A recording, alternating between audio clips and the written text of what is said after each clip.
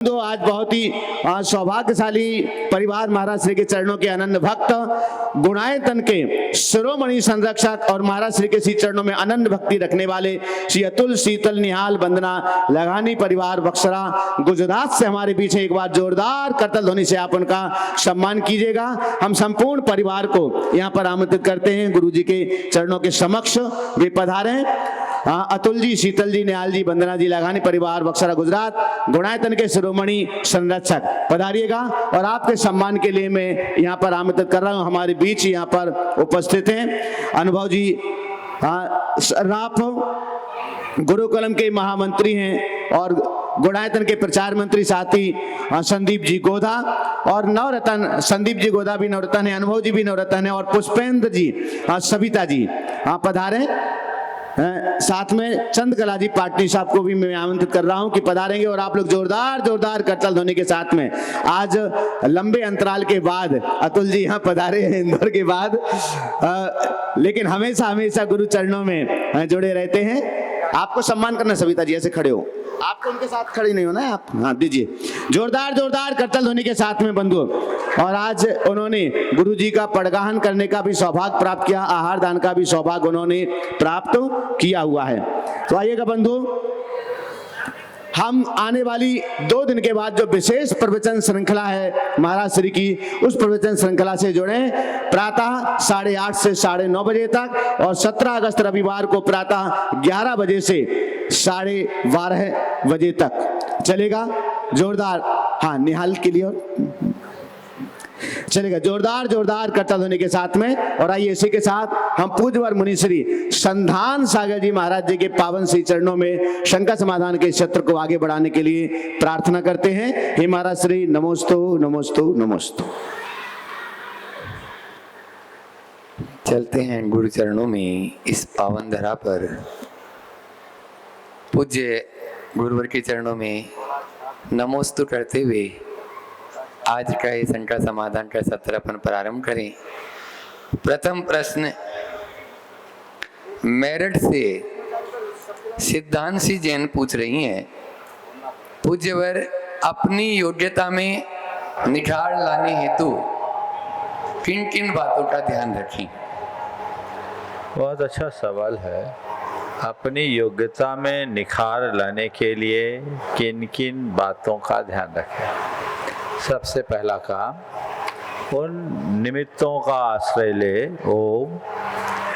उन निमित्तों का आश्रय ले जिससे हमारी योग्यता उभरे। दूसरी बात, उन निमित्तों से बचे जिससे हमारी प्रतिभा कुंठित हो, जहाँ प्रतिभा दबे, योग्यता का हनन हो।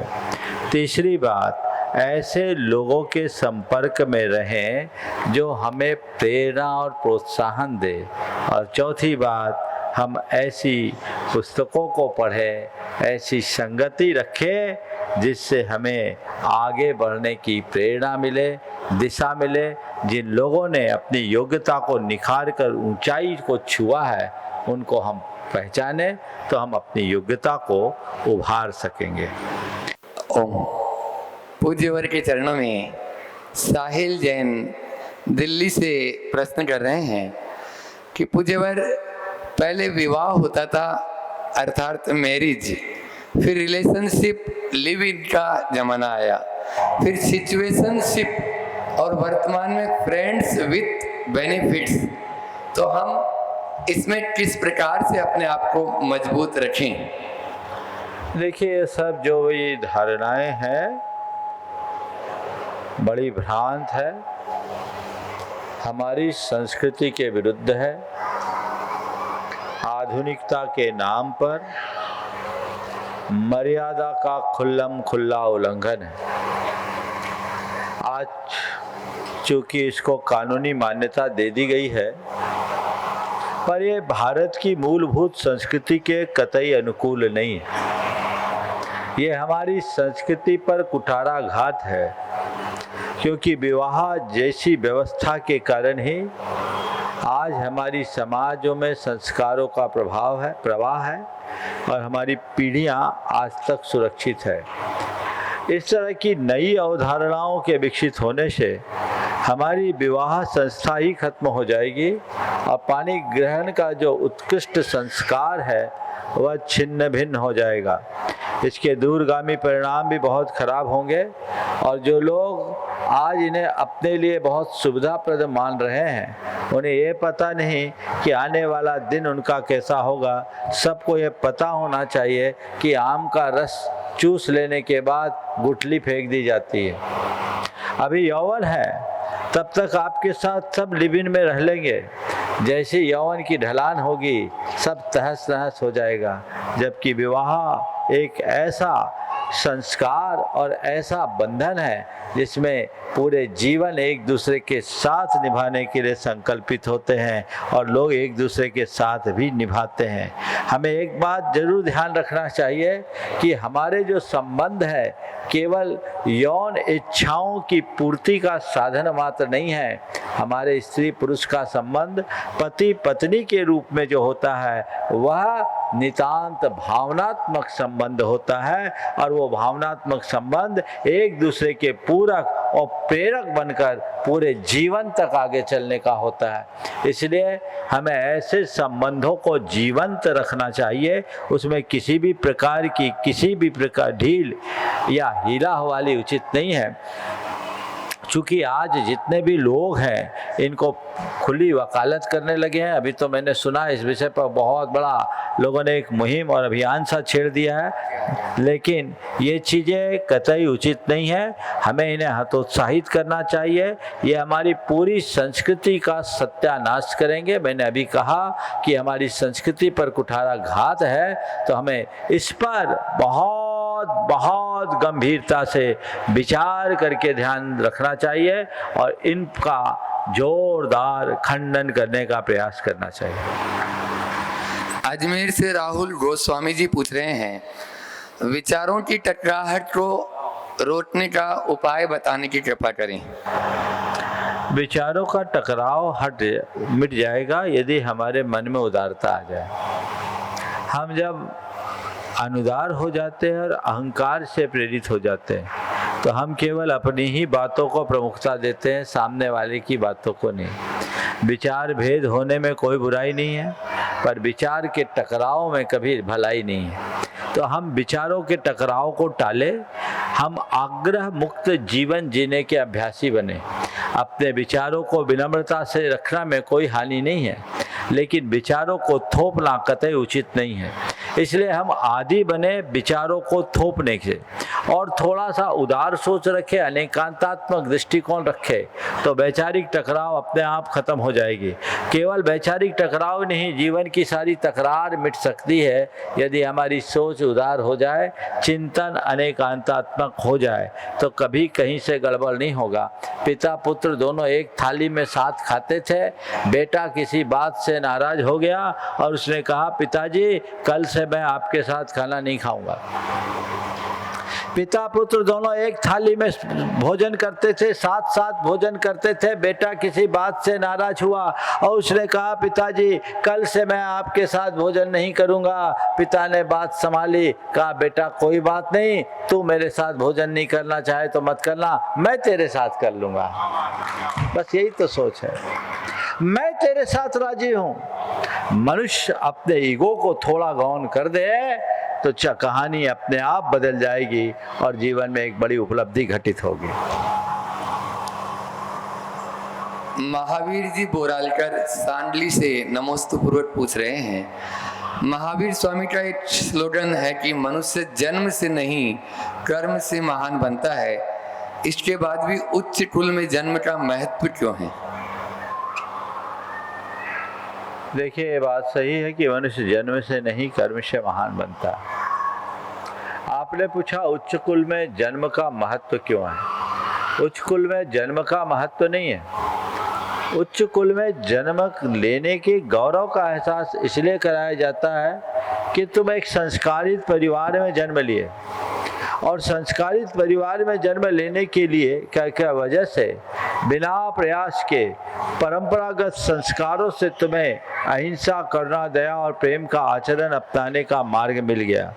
और यही यदि तुम इस संस्कार विहीन कुल में जन्म लिए होते तो तुम्हारी प्रवृत्ति हिंसक हो सकती थी और वह तुम्हारे जीवन को बिगाड़ने का कारण बन सकती थी।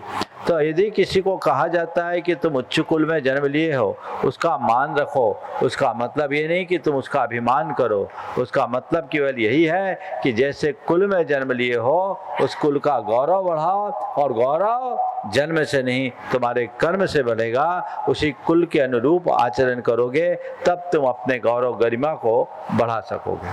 अपने बीच में सोनागिर मंदिर से प्रामाणिक पाठशाला की टीचर रितु जी संदीप जी जैन यहाँ पर उपस्थित है। नमोस्तु नमोस्तु नमोस्तु। इक्षामि इक्षामि इक्षामि महर्षि। महर्षि, मेरे मन में बहुत दिनों से एक प्रश्न चल रहा है कि अपन ये सब लोग बोलते हैं, अभी बहुत चल रहा है व्हाट्सएप पे कि जैन बचाओ, जैन बढ़ाओ, जैन बचाओ और जैन बनाओ, जैन बढ़ाओ। लेकिन महाराज जी, जब हम दिगंबर तेरापंथी धर्म के होके वही एक नहीं हो पा रहे हैं, उसमें कोई खंडेलवाल, पोरवाल, नमेचवाल, परवार आदि में ही बड़ा मतभेद हो रहा है, जहाँ पर पूरा अंतर्राष्ट्रीय समाज इकट्ठा हो रहा है और हम दिगंबर जैन होकर ही आपस में कुलों का भेद कर रहे हैं, तो इसका क्या मतलब है? देखिए, ये सब चीज़ें हो रही है, इसका मतलब ये नहीं कि हम रचनात्मक क्षेत्र में आगे न बढ़ें। ये तो चलता रहेगा, मनुष्य का स्वभाव है, भाई भाई में भी लड़ाई हो। एक घर में 4 भाई हैं, क्या उनमें आपस में मतभेद नहीं है? ऐसे ही हमारे समाज के जितने भी सेक्ट है सब अपने आपस में भाई भाई हैं। वो आपस में भाई भाई होने में आपस में मतभेद होना दो, उससे कोई फर्क नहीं पड़ता। इस मतभेद के बाद भी यदि हम जैन के नाम पर एक होते हैं तो बहुत बड़ा काम होगा। इसलिए हम अच्छे रचनात्मक दिशा में आगे बढ़े और जैन धर्म के, जैन परंपरा के सर्वतोमुखी विकास पर अपना ध्यान दे। हमने ये संदेश इसीलिए दिया था कि हम सबको कर्म से जैन बनाए, हम जैनत्व को सब तरफ बढ़ाएं, जैनत्व को सबके मन में बसाएं और हम जैनत्व को बचाने के लिए सतत प्रयत्नशील रहें। नमोस्तु महर्षि, नमोस्तु। सुनील जी गंगवाल मुंबई से अपने बीच। नमोस्तु गुरुवर, नमोस्तु महाराज जी, सभी चुल्लक जी को इच्छा में। महाराज जी, आपका कल केशलोच हुआ था, उसके ऊपर एक ध्यान में आया कि पंचमुष्टि केशलोच क्या होता है और कितने तरह के और केशलोच होते हैं, उस पर प्रकाश है। देखिए, केशलोच तो केशलोच है। तीर्थंकरों का जो केशलोच होता है वो पंचमुष्टि होता है। तीर्थंकर अतुल बल के धनी होते हैं और वे जब केशलोच करते हैं उनके केस बड़े होते हैं तो 5 मुष्टि में इधर से इधर से इधर से इधर से में पूरे केस उखाड़ देते हैं। 5 ही बार। हाँ, इसको पंचमुष्टि केशलोच कहते हैं। बाकी तो सब चलता ही। रीता जी जैन बीना। नमोस्तु गुरुदेव। बोलो। स्वतंत्रता से संपूर्णता की और आपकी जो श्रृंखला होनी है उसमें विशेषकर पुरुषों का तो बहुत बताते हैं कि उन्होंने इस तरह वीर अपना बलिदान दिया है, लेकिन हम चाहते हैं कि हम महिलाएं भी वीरांगनाएं जो वीर रस से परिपूर्ण है, वो इसमें आपका उसमें क्या मतलब मार्गदर्शन रहेगा हम महिलाओं को, तो हम धर्म के साथ साथ इस मार्ग को भी अपनाएं और अपने वीरस को परिपूर्ण करें। नमस्ते। देखिए, स्वतंत्रता से संपूर्णता तक के जो ये प्रवचन की श्रृंखला है, इसका प्रतिपाद्य स्वतंत्रता के गीत गाना नहीं है जी। आप सबकी मानसिक गुलामी को मिटाना है। आपने सुना होगा पहले दिन के प्रवचन का टाइटल, स्वतंत्र कौन? अपने ही जेल में बंद युवा। जी। आज का युवा किस तरह गुलाम बना हुआ है, कितने प्रकार के जेल में कैद है, जिससे उसकी सारी प्रतिभा कुंठित हो रही है, उसकी प्रखरता खत्म हो रही है, उसकी सारी शक्ति समाप्त हो रही है। हमें उसे जगाना है। जहाँ तक स्वतंत्रता के संग्राम की बात है, हमारे समाज की महिलाओं ने बहुत बढ़ चढ़ करके योगदान दिया। ज्योतिबा फुले जैसे आदर्श हमारे बीच वहीं से उपस्थित हुए। ऐसा नहीं है कि महिलाओं ने नहीं किया, और मैं तो ये मानता हूँ कि आज पुरुष भी कोई काम करता है तो उसके पीछे की प्रेरणा महिलाएं ही होती है। अगर महिलाओं की प्रेरणा और संबल न मिले तो पुरुष काम नहीं कर पाए। जी। ये बात अलग है कि वो पीछे से रहती है, श्रेय पुरुषों को ज़्यादा मिल जाता है, लेकिन हमारी मातृशक्ति ने कभी श्रेय को नहीं देखा है। उनने हमेशा कल्याण को प्रमुखता दिया है और उसमें उनकी भूमिका है जिसे कभी नज़रअंदाज नहीं किया जा सकता। नमस्ते महाराज। राजेश जी जैन सूतवाला परिवार। नमोस्तु महाराज सभी महाराज को बंदा में सभी शुल्लक जी को बंदा में। महाराज बहुत बार ऐसा होता है कि हम लोग बहुत ज़्यादा किसी से लगाव लगा लेते हैं या बहुत ज़्यादा हम बातचीत कर लेते हैं या किसी ज़रूरत से ज़्यादा जितनी सब बाद में मानसिक कष्ट देते हैं। ये बहुत ज़्यादा ये होता है कि हम किसी से बहुत ज़्यादा लगाव या बहुत ज़्यादा बातचीत कर लेते हैं, ये ज़्यादा जिद ये सब बातें हमको बाद में बहुत मानसिक कष्ट देती हैं। ऐसा क्यों होता है? देखिए, स्वाभाविक है, किसी से भी ज़्यादा लगाव रखोगे तो अलगाव होने पर कष्ट तो होगा। इसलिए हमारा धर्म हमें कहता है लगाव रखो पर चिपको मत। लगाव रखना, झुकाव रखना अलग बात है और चिपक जाना अलग बात। लगाव को लगाव रखो, लेकिन अंतर में एक भाव रखो कि ये केवल एक संयोग है, ये केवल एक आलम्बन है, ये केवल एक प्रेरणा है। अंततः हूँ तो मैं अकेला ही। सबके बीच रहते हुए भी स्वयं को अकेला महसूस करने वाला व्यक्ति कभी उलझता नहीं। जीवन की और जीवन की व्यवस्था को समझो। जैन लोग तो शुरू से इस परंपरा में पले बढ़े हैं जहाँ बचपन से पाठ पढ़ाया जाता है, आप अकेला उतरे मरे अकेला होय, या कहूँ इस जीव को साथी सगा न कोई। जब बच्चा होश संभलता उससे पहले उसे पाठ पढ़ा दिया जाता है। भूल क्यों जाते हो? ये जीवन की सच्चाई है कि नहीं? हमारे यहाँ कहते हैं फैले प्रेम परस्पर जग में मोह दूर ही रहा करे। प्रेम रखो, मोह नहीं। मोह पागल बनाएगा, प्रेम आनंद दिलाएगा। तो प्रेम के आनंद का रस भोगो, पर मोह के कीच में अपने आप को फंसने मत दो। जीवन का पथ तभी प्रशस्त होगा। नमस्ते महाराज। अपने बीच में गिरीश जी शर्मा, बीजेपी के प्रदेश उपाध्यक्ष, अपनी पूरी टीम के साथ में। भगवान, जिस प्रकार से आपके चिंतन से पूरा भारत आह्लादित होता है, तो भगवान मेरे मन में इस सामयिक समय पर एक बड़ा प्रश्न है जो इस भारत के आम जनमानस को दलित भी कर रहा है। भगवान, इतिहास गवाह है कि तक्षशिला और नालंदा के विश्वविद्यालयों से लेकर समुद्र पार तक फैले हमारे व्यापार मार्गों में संपूर्ण विश्व भारत की संपन्नता को मानता था। रोम के बाजारों में भारतीय कपड़ा बिकता था। चीन कहीं ना कहीं हमारी औषधि और हमारे मसालों पर निर्भर था। अरब के देश हमारे गणित के ज्ञान को लेकर कहीं ना कहीं अपने ज्ञान की वृद्धि करते थे। लेकिन वर्तमान परिदृश्य में आज ये हालात है कि अमेरिका और चीन जैसे देश टैरिफ वार के नाम पर कहीं ना कहीं हम पे नए करारोपण करते जा रहे हैं। ये हमारे आर्थिक चिंतन की विफलता है या हमारे राष्ट्रीय चरित्र को किस प्रकार से अपनी आर्थिक नीतियों का निर्धारण होना चाहिए था, उसके लिए कोई ना कोई ऐसा संदेश आपके माध्यम से मैं चाहता हूं कि दुनिया भारत की ओर उसी दृष्टि से देखे जिस समय पूरे भारत की जो छवि थी ज्ञान में, अध्यात्म में या व्यापार में सोने की चिड़िया के रूप में हमारे देश को माना जाता था।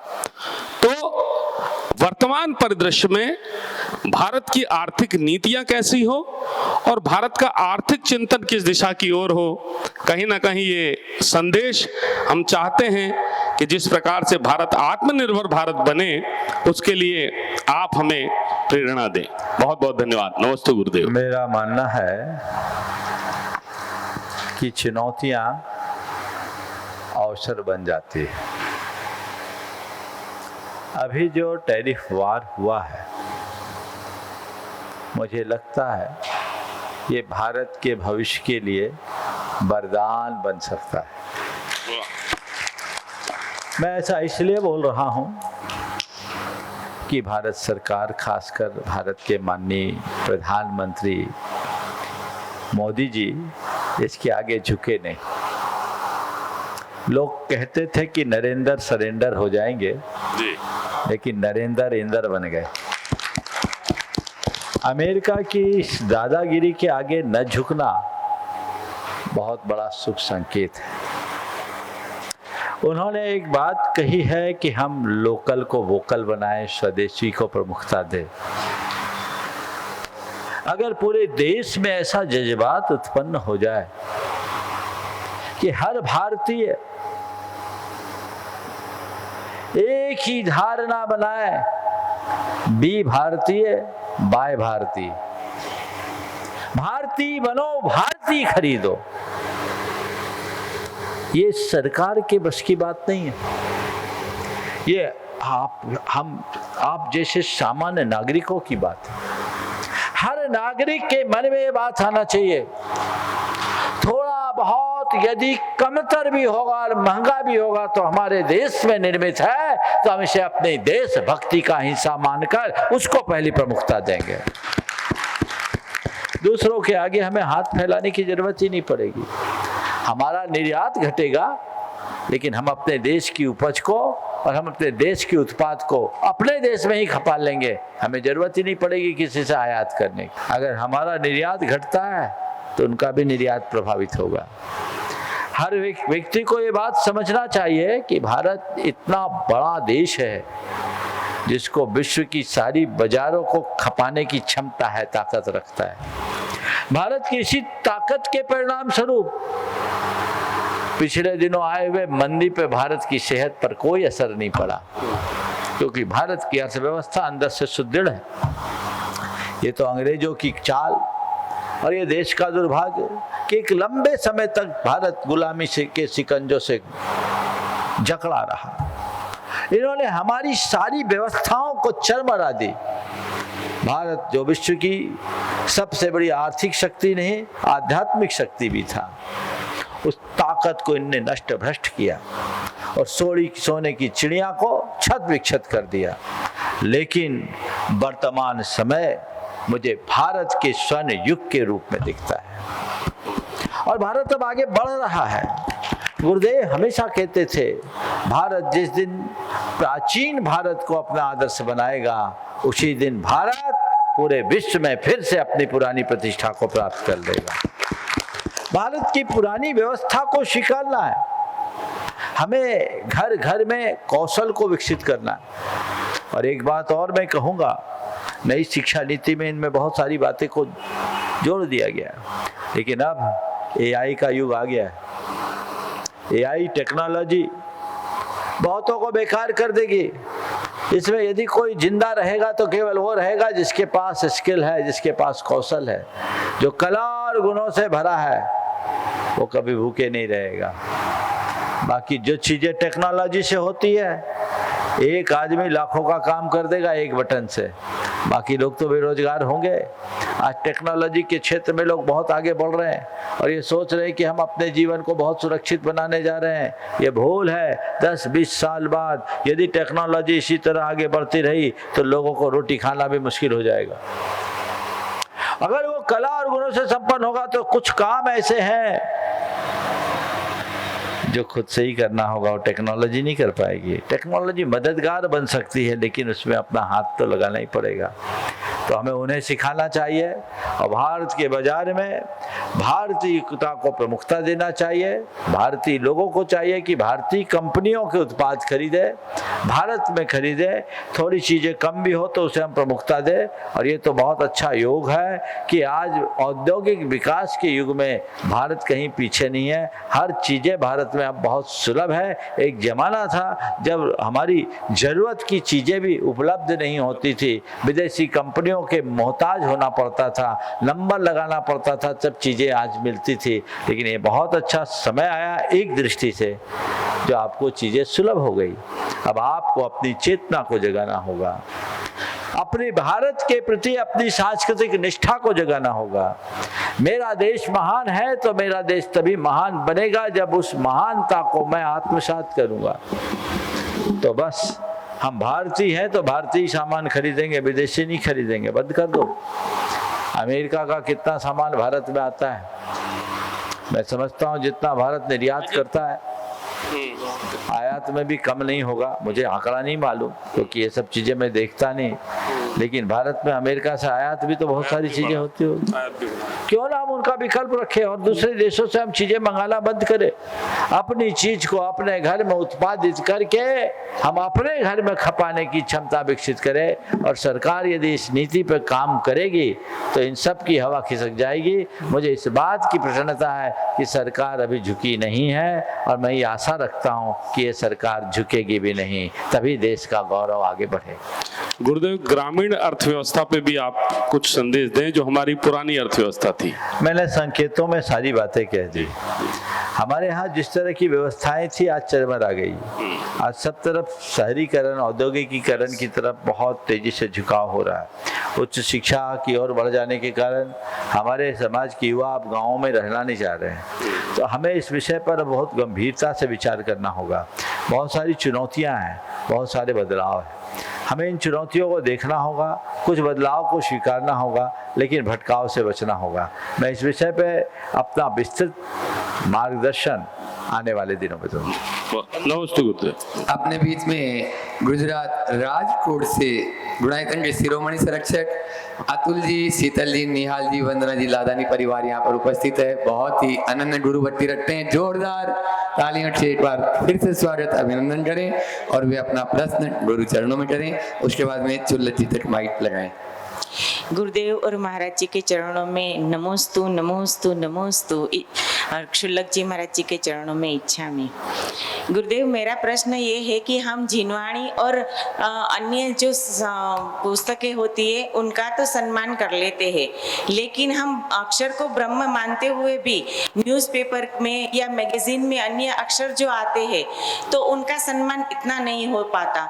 तो क्या गुरुदेव उसमें छपे शब्दों का महत्व है या नहीं है, या फिर उनका जो हम जिनवाणी में पढ़ते हैं उनका महत्व ज्यादा? बहुत सुंदर, बहुत सुंदर जो आपने सवाल किया।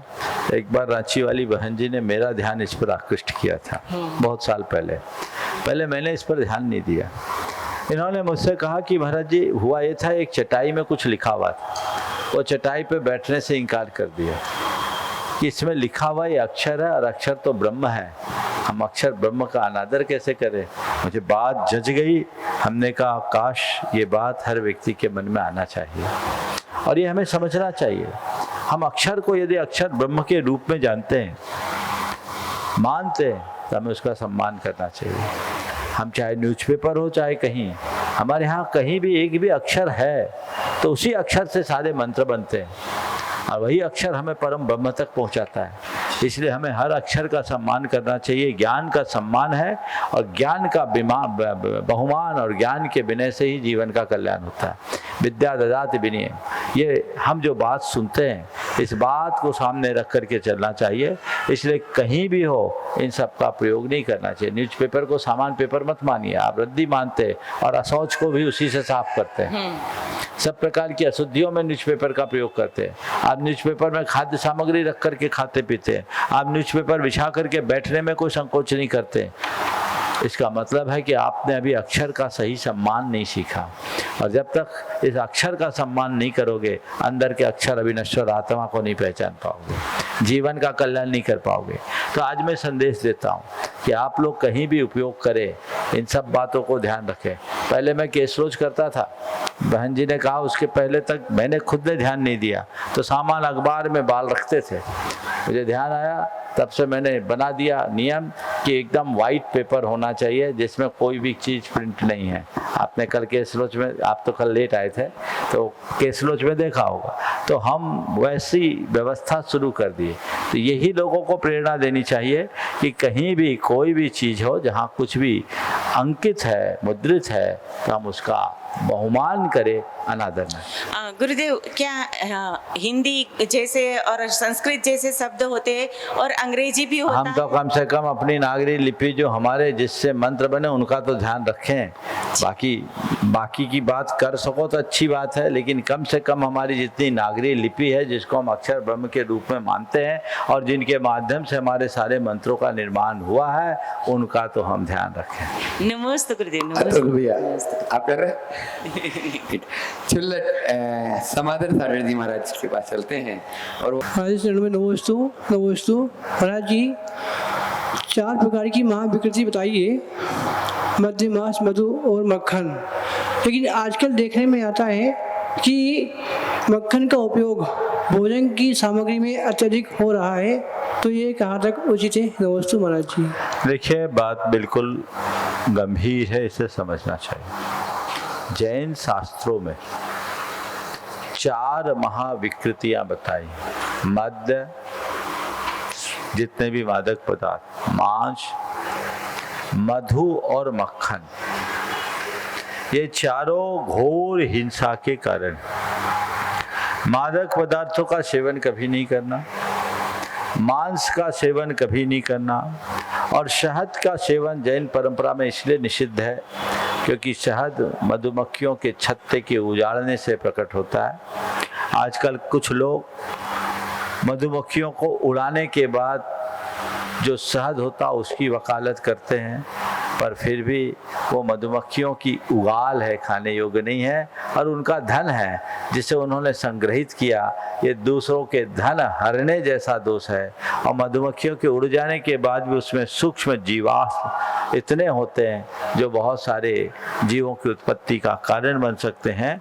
हमारे शास्त्रों के अनुसार 1 बूंद शहद की प्राप्ति में 7 गांव जलाने का पाप लगता है। यद्यपि कुछ परंपराओं में शहद को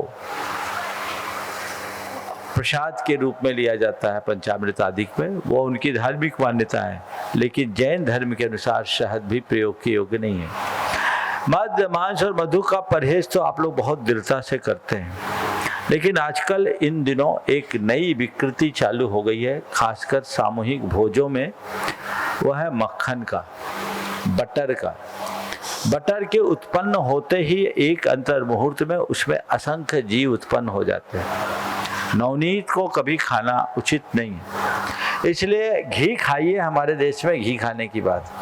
अब ये पश्चिम के लोग जो घी को पचाते नहीं है, पचाना नहीं जानते, उनने मक्खन का चलन शुरू कर दिया, और मक्खन के नाम पर आप लोग भी आंख मूंद करके उसका सेवन शुरू कर दिए। आप किसी भी पंगत और भोज में जाते, वहाँ मक्खन का प्रयोग होता है। अब तो कई घरों में भी मक्खन का प्रयोग होने लगा है। ये घोर अभक्ष्य वस्तु है, ये महाविकृति के श्रेणी में आता है। घरों में मक्खन नहीं आना चाहिए, और आप लोगों को प्रतिज्ञा पूर्वक मक्खन का त्याग करना चाहिए, क्योंकि एक अंतर मुहूर्त के बाद मक्खन में उसी रंग के सूक्ष्म जीव उत्पन्न हो जाते हैं जो दृष्टिगोचर भले ना हो, लेकिन उनका अस्तित्व होता है। इसलिए ऐसे चीजों का प्रतिज्ञा पूर्वक परित्याग करना ही चाहिए।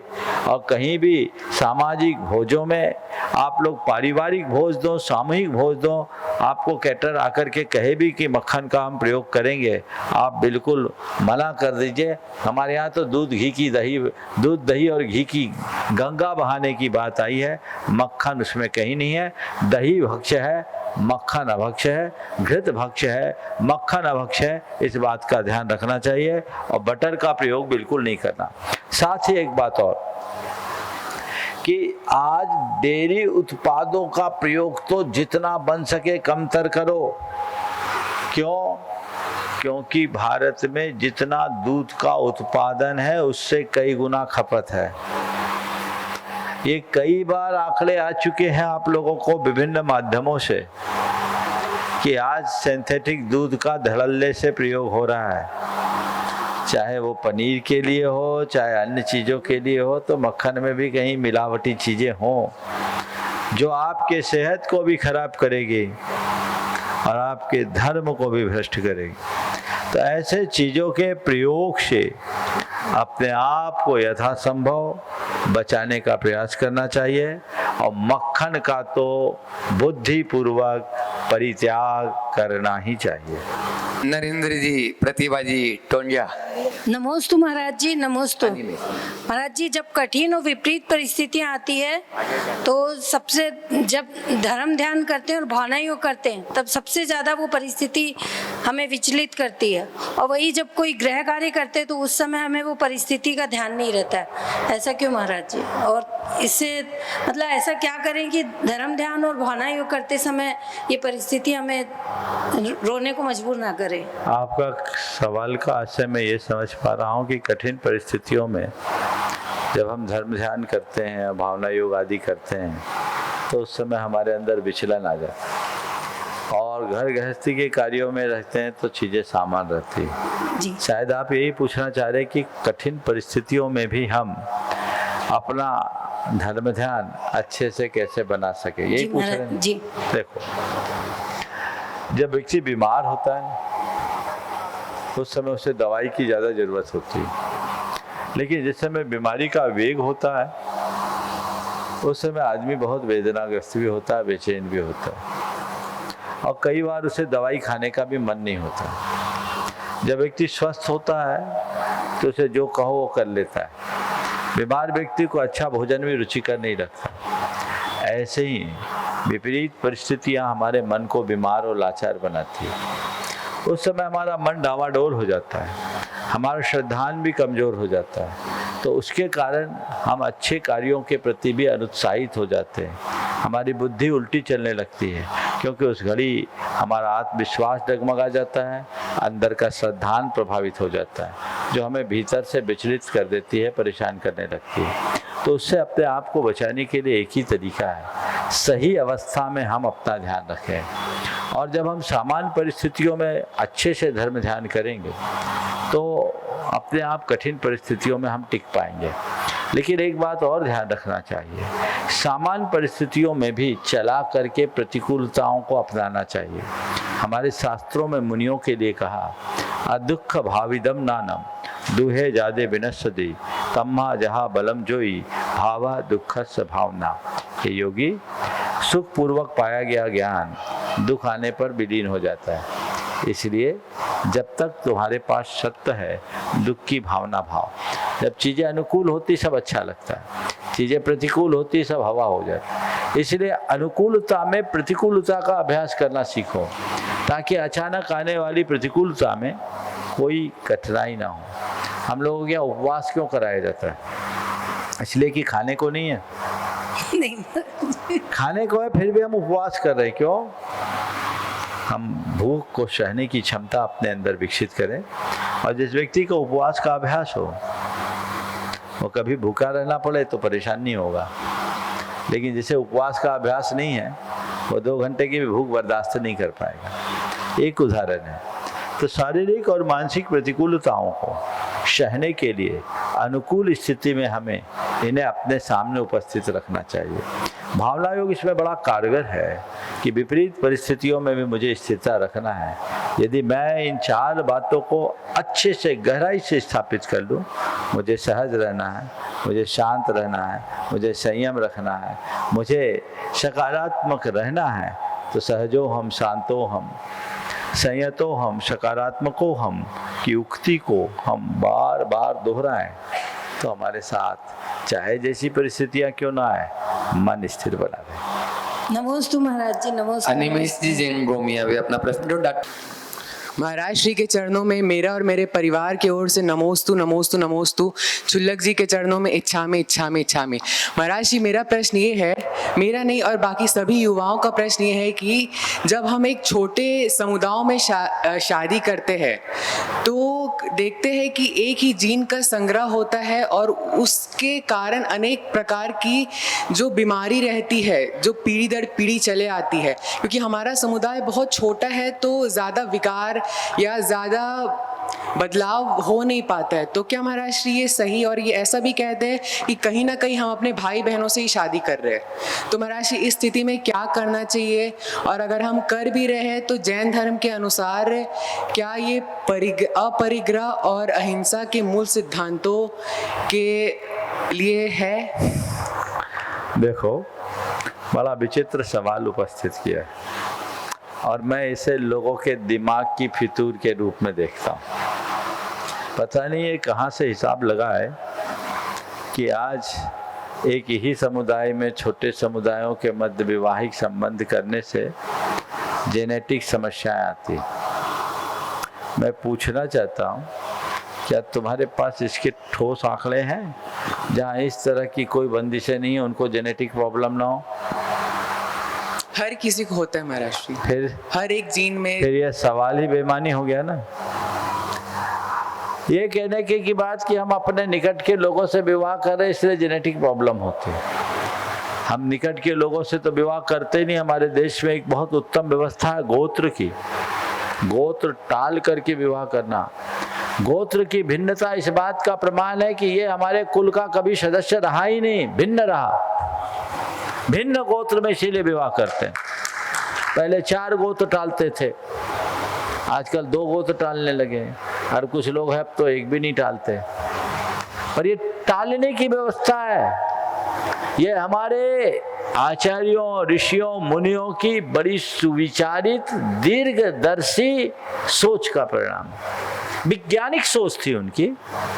इसलिए उन्होंने कहा समशील व्रतै कृतोद्बाहो नेत्र गोत्रजय, समशील गुणहि कृतोद्बाहो नेत्र गोत्रजय। ये सुक्ति दी, समान शील और गुण हो और अन्य गोत्री से विवाह करो।